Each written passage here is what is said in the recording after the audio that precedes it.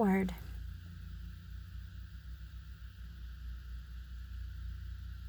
Seeds in the sower.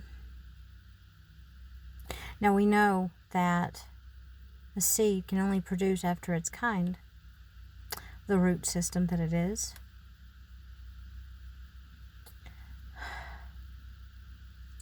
So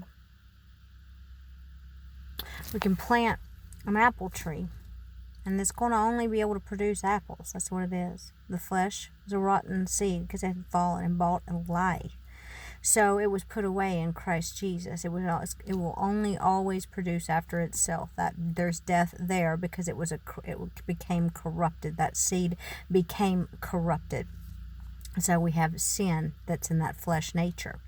Jesus put it away and created himself one new man.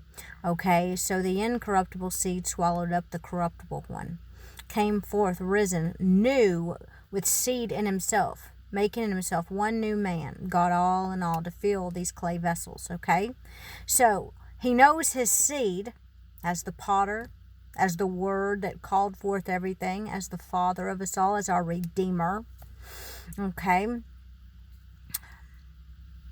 the only begotten of the Father. Okay, so that seed was multiplied in his image and his likeness, predestined, justified, qualified. So all that is his is of him. It has been made righteous, spotless. He alone knows who is his seed.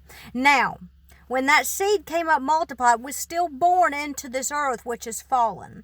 Okay, so we have the sower that, put out the seed, and some of it fell in the stony places, some amongst briars and thorns, some, okay, so we have all of those things. So we need to remember, see him, okay, his seed, he has sown, because he reaped what we sowed so that we can now reap what he has sown. Okay, and now we're his seed. Okay, and so now every one that is his is of him. It was predestined, justified, qualified. So they've already been made righteous, already been made spotless. Now here's the thing. Even though the seed is it can only produce after its kind, it can only produce if it's in the right soil, with the light hitting it and the water. Because see, all the elements are going to affect how it produces and how the fruit comes forth. Now, okay, so you're going to need ears to hear. So every seed has a season and a time. Everything here, there's a time and a season. Time to die, time to be born.